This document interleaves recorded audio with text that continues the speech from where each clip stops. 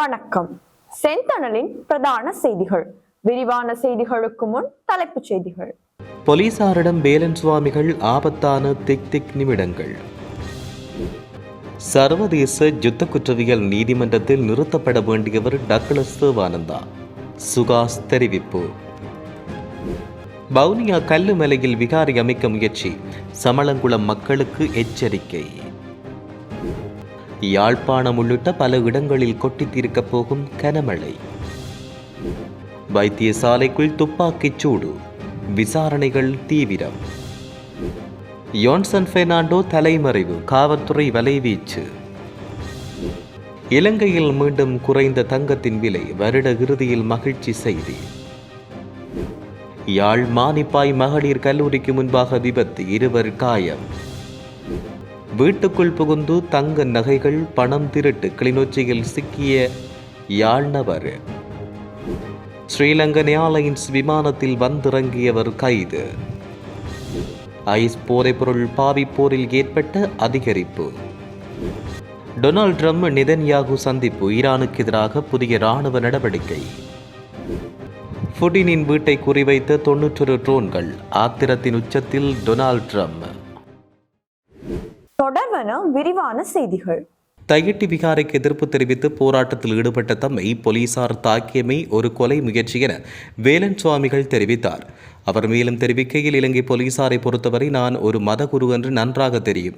இதெல்லாம் தெரிந்தும் என்னை பலவந்தமாக தாக்கி கைது செய்தனர். போராட்டத்தில் ஈடுபட்ட போது வீதியை மறித்து போராட்டத்தில் ஈடுபடுவதாக போலீசார் தெரிவித்தனர். இதையடுத்து நான் வீதிக்கு நின்று அருகில் போராட்டம் செய்த போதும் எம்மை போலீசார் பலவந்தமாக தள்ளியிருந்தனர்.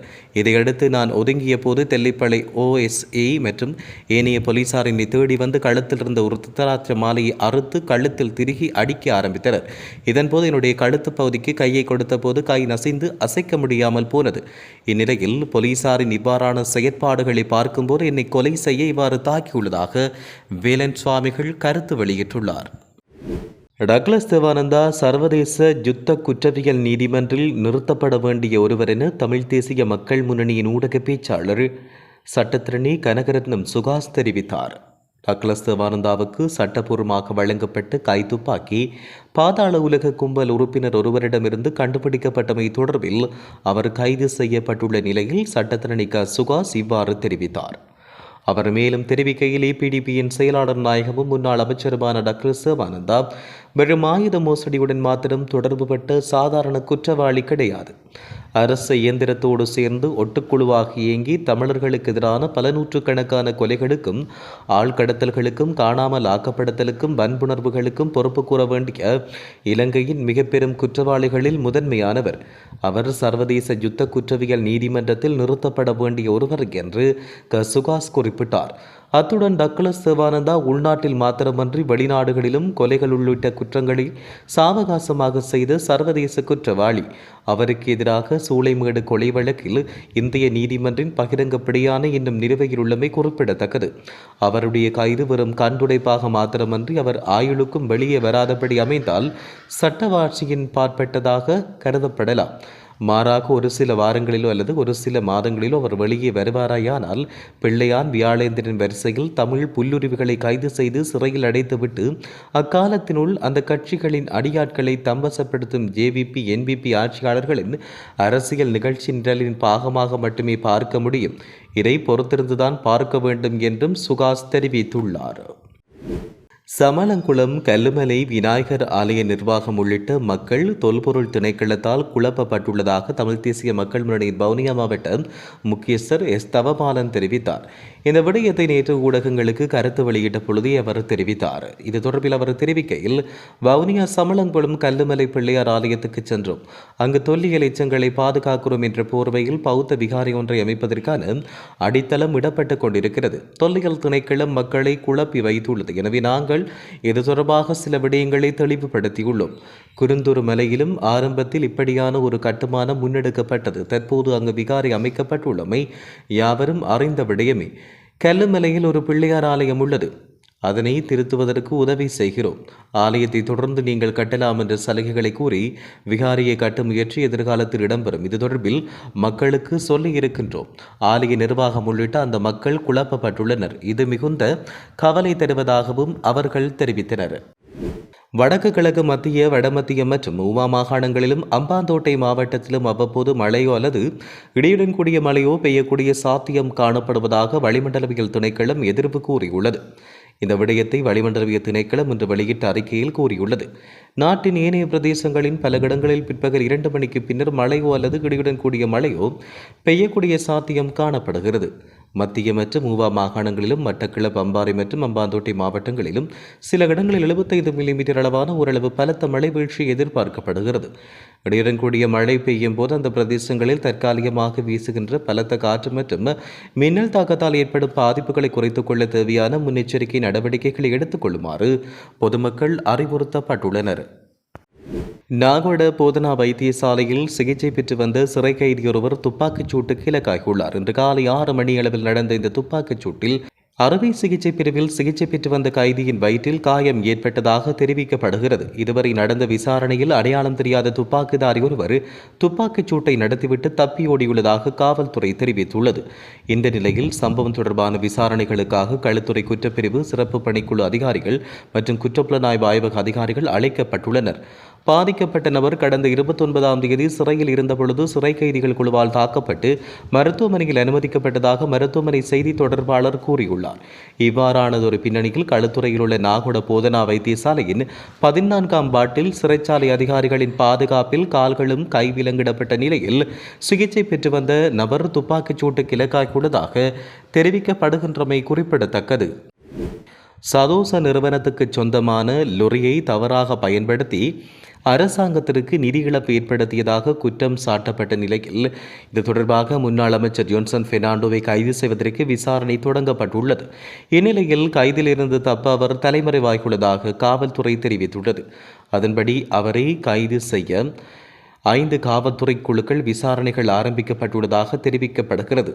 இதனிடையே முன்னாள் அமைச்சர் ஜோன்சன் பெர்னாண்டோவின் மகன் ஜோஹான் பெர்னாண்டோ காவல்துறை நிதி குற்றப்புலனாய்வு பிரிவால் கைது செய்யப்பட்டுள்ளார். ஸ்ரீலங்கா பொதுஜன பெரமுனவின் செயற்பாட்டு தலைவரும் முன்னாள் அமைச்சருமான ஜோன்சன் பெர்னாண்டோ கூட்டுறவு மற்றும் உள்நாட்டு வர்த்தக அமைச்சராக பணியாற்றிய போது அவருக்கு சொந்தமானதாக கூறப்படும் எத்தனோ நிறுவனத்தின் நடவடிக்கைக்கு சதோச நிறுவனத்துக்கு சொந்தமானதாக கூறப்படும் லொரி பயன்படுத்தப்பட்டதாக எழுந்த குற்றச்சாட்டை தொடர்ந்து காவல்துறை நிதி குற்றப்புலனாய்வு பிரிவு விசாரணைகளை மேற்கொண்டுள்ளதாக தெரிவிக்கப்படுகிறது. குறித்த சம்பவத்தின் மூலம் அரசாங்கத்துக்கு 2,50,000 ரூபாய் இழப்பு ஏற்பட்டதாக கண்டறியப்பட்டதை தொடர்ந்து இந்த விசாரணைகள் ஆரம்பிக்கப்பட்டுள்ளதாக தெரிவிக்கப்படுகின்றது. இலங்கையில் தங்கத்தின் விலையானது நேற்றுடன் ஒப்பிடும்போது இன்று சற்று குறைவடைந்துள்ளதாக தெரிவிக்கப்படுகிறது. நேற்றைய தினம் 24 கேரட் தங்கம் பவுன் ஒன்றுக்கு 3,60,000 ரூபாவாக விற்பனையாகிருந்த நிலையில் வருடத்தின் இறுதி நாளான இன்று 24 கேரட் தங்க பவுன் ஒன்றுக்கு 4,000 ரூபாவால் குறைவடைந்துள்ளது. அந்த வகையில் 24 கேரட் தங்க பவுன் ஒன்று 3,56,000 ரூபாவாக விற்பனை செய்யப்பட்டு வருகிறது. அதற்கமைய 22 கேரட் தங்க பவுன் ஒன்று 3,29,300 ரூபாவாக விற்பனை செய்யப்பட்டு வருகிறது. இதன்படி 24 கேரட் தங்கத்தின் 1 கிராமின் விலை 44,500 ரூபாவாகவும் 22 கேரட் தங்கத்தின் 1 கிராமின் விலை 41,163 ரூபாவாகவும் விற்பனை செய்யப்பட்டு வருகின்றமை குறிப்பிடத்தக்கது. யாழ் மானிப்பாய் பகுதியில் இடம்பெற்ற விபத்தில் 2 படுகாயமடைந்துள்ளனர். குறித்த விபத்து நேற்று மானிப்பாய் மகளிர் கல்லூரிக்கு முன்பாக இடம்பெற்றுள்ளதாக போலீசார் தெரிவித்தனர்.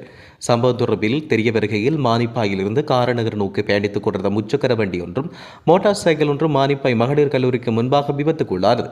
இது முச்சக்கர வண்டியை செலுத்தி 55 வயது நபரும் மோட்டார் சைக்கிள் செலுத்தி வந்தவரும் படுகாயமடைந்து வைத்தியசாலையில் அனுமதிக்கப்பட்டுள்ளனர். சம்பவ இடத்துக்கு விரைந்து வந்த மானிப்பாய் காவல்துறையினர் மேலதிக விசாரணைகளை மேற்கொண்டு வருவதாக தெரிவிக்கப்பட்டுள்ளமை குறிப்பிடத்தக்கது. கிளிநொச்சி தர்மபுரம் போலீஸ் பிரிவுக்குட்பட்ட புன்னை நீராவி கிராம அலுவலக பிரிவில் உள்ள வீடொன்றில் தங்க நகை மற்றும் 60,000 ரூபாய் பணம் திருடப்பட்ட சம்பவத்தில் ஒருவர் கைது செய்யப்பட்டார். வீட்டின் உரிமையாளர் இல்லாத நேரத்தில் நேற்று பகல் வீட்டில் நுழைந்து பாதுகாப்பாக வைத்திருந்த தங்க நகை மற்றும் பணம் என்பன திருடப்பட்டன. தர்மபுரம் போலீசாருக்கு வழங்கப்பட்ட முறைப்பாட்டை தொடர்ந்து இன்று விரைந்து செயற்பட்ட தர்மபுரம் போலீசார் கிளிநொச்சியில் வைத்து சந்தேக நபரை கைது செய்தனர். 36 வயதுடைய யாழ்ப்பாண ஏழாலை பகுதியைச் சேர்ந்தவரை இவ்வாறு கைது செய்யப்பட்டார். கைது செய்யப்பட்ட சந்தேக நபரிடம் அவரிடமிருந்து தற்போது 4 மோதிரங்கள், ஒரு தோடு, ஒரு செயின், 41,860 ரூபாய் பணம் மீட்கப்பட்டுள்ளது. குறித்த சம்பவம் தொடர்பாக வீட்டின் உரிமையாளரால் போலீசாருக்கு வழங்கப்பட்ட முறைப்பாட்டில் 23,02,500 ரூபாய் பெறுமதியான தங்க நகைகள் மற்றும் பணம் திருடப்பட்டுள்ளதாக முறைப்பாடு செய்யப்பட்டுள்ளதாக குறிப்பிடப்படுகின்றது. துபாயிலிருந்து ஸ்ரீலங்கா ஏர்லைன்ஸ் விமானத்தில் கட்டுநாயக்க விமான நிலையத்திற்கு வருகை தந்த இலங்கையைச் சேர்ந்த விமான பயணி ஒருவர் கைது செய்யப்பட்டார். துபாயிலிருந்து இலங்கைக்கு சட்டவிரோதமான முறையில் பொருட்களை பொறியில் மதைத்து கொண்டு வந்த நிலையில் அவர் கைது செய்யப்பட்டார். சட்டவிரோதமாக நாட்டிற்குள் கொண்டு வந்த பொருட்களை கட்டுநாயக்க விமான நிலையத்துக்கு வெளியே எடுத்துச் செல்ல முற்பட்ட போது விமான நிலைய போலீஸ் அதிகாரிகளினால் கைது செய்யப்பட்டார். இதன்பொழுது அவரின் பொதிகளில் வெள்ளை காகிதத்தில் சுற்றப்பட்ட புதிய ஆப்பிள் மொபைல் போன்கள், மடிக்கணினிகள், ஆப்பிள் மேக் வைஃபை சாதனங்கள் மற்றும் தங்க நெக்லஸுகள், வளையல்கள், மோதிரங்கள், காதணிகள் மற்றும் பதக்கங்கள் ஆகியவற்றையும் கண்டுபிடித்ததாக விமான நிலைய போலீசார் தெரிவித்தனர். இவ்வாறு கைப்பற்றப்பட்ட பொருட்களின் மதிப்பு சுமார் 10 மில்லியன் ரூபாய் என்று தெரிவிக்கப்பட்டுள்ளது. சந்தேக நபர் வெல்லம்பிட்டியவைச் சேர்ந்த 35 வயதுடைய தொழில் அதிபர் என்றும் விசாரணைகளினூடாக தெரிவிக்கப்பட்டுள்ளது. நாட்டில் ஐஸ் போதைப்பொருள் பாவிப்போரின் எண்ணிக்கை அதிகரித்துள்ளதாக தேசிய அபாயகர ஔடத கட்டுப்பாட்டு சபை தெரிவித்துள்ளது.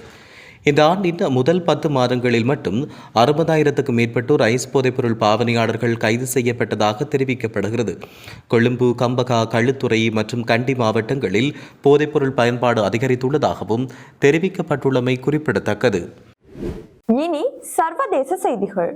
ஈரான் தன்னுடைய அணுசக்தி திட்டத்தினை மீண்டும் தொடங்கினால் அழித்து விடுவோம் என அமெரிக்க ஜனாதிபதி டொனால்ட் ட்ரம்ப் தெரிவித்தார். இஸ்ரேல் பிரதமர் பெஞ்சமின் நெதன்யாகுவுக்கும் டொனால்ட் ட்ரம்புக்கும் இடையில் சந்திப்பு ஒன்று இடம்பெற்றது.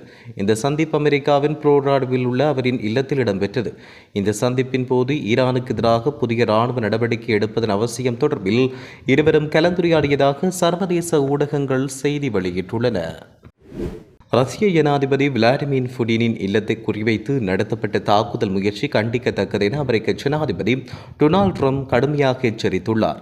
புடினின் இல்லத்தின் மீது 99 ட்ரோன்களை கொண்டு தாக்குதல் நடத்தும் முயற்சி மேற்கொள்ளப்பட்டதாகவும் அவை நடுவானில் ரஷ்ய பாதுகாப்பு படைகளால் சுட்டு வீழ்த்தப்பட்டதாக ரஷ்ய வெளியுறவு அமைச்சகம் தெரிவித்தது. இந்த தாக்குதலை உக்ரைன் நடத்தியதாக ரஷ்யா குற்றம் சுமத்தியுள்ளது.